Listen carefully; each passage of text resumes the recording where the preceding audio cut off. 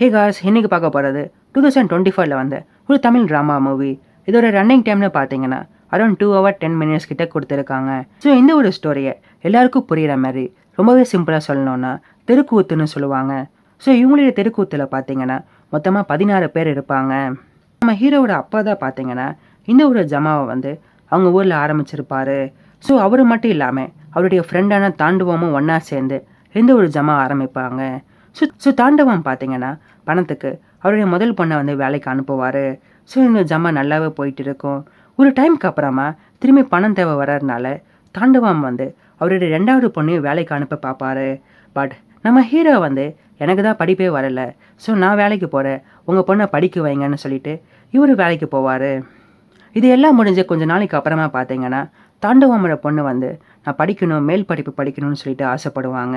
But அவருடைய அப்பா வந்து அதுக்கு ஒத்துக்க மாட்டார். பட் நம்ம ஹீரோ பார்த்தீங்கன்னா நான் உங்கள் ஜமாலேயே வந்து சேர்ந்துடுறேன், எனக்கு எப்படியும் நீங்கள் சம்பளம் கொடுக்கணுமே, அதை உங்கள் பொண்ணு படிப்புக்கு வச்சுக்கோங்கன்னு சொல்லிட்டு சொல்லுவார். நம்ம ஹீரோவோட அப்பாவுக்கும் பார்த்தீங்கன்னா ரொம்பவே பெருமையாக இருக்கும், நம்ம பையன் வந்து நம்ம ஜமாலியை சேர்ந்துடுறான்னு சொல்லிட்டு. முதல்ல நம்ம பையன் என்ன வேஷம் போடுவான்னு சொல்லிட்டு எல்லாருமே ஆர்வமாக இருப்பாங்க. பட் நம்ம ஹீரோ கல்யாணம் பார்த்தீங்கன்னா என்னுடைய அப்பா ப்ளஸ் தாண்டவங்க 2 பேருமே முதல்ல பெண் வேஷம் கட்டி தான் ஆடினாங்க. ஸோ நானும் அப்படியே பண்ணுறேன்னு சொல்லிட்டு அவர் கேட்பாரு. அவருடைய ஆசைக்கு ஏற்ற மாதிரியே அவருக்கு ஒரு ஃபீமேல் ரோலு கொடுப்பாங்க. இது எல்லாமே நல்லா போயிட்டு இருந்தாலும் ஒரு டைமுக்கு அப்புறமா அந்த ஒரு தாண்டவம் பார்த்தீங்கன்னா நம்ம ஹீரோவோட அப்பாவை ஏமாற்றி அந்த ஒரு ஜமாவை அவர் பேருக்கு மாற்றிடுவார். கொஞ்ச நாளே நம்ம ஹீரோட அப்பாவும் இறந்துடுவார். பட் நம்ம ஹீரோ பார்த்தீங்கன்னா அந்த ஜமாலேயே இருந்துட்டு இருப்பார். இது வந்து நம்ம அப்பாவோட ஜமா, ஒரு நாள் வந்து இதை நம்ம மீட்டிடணும் அப்படின்னு சொல்லிட்டு அங்கவே இருப்பார். பட் நம்ம ஹீரோவுக்கு பார்த்தீங்கன்னா தொடர்ந்து பெண் வேஷம் மட்டும்தான் கொடுத்துட்டு இருப்பாங்க. அவருக்கு வந்து அர்ஜுனன் வேஷம் போடணும்னு ரொம்பவே ஆசை. பட் அவர் ஆசைப்பட்டதை அவருக்கு கொடுக்க மாட்டாங்க.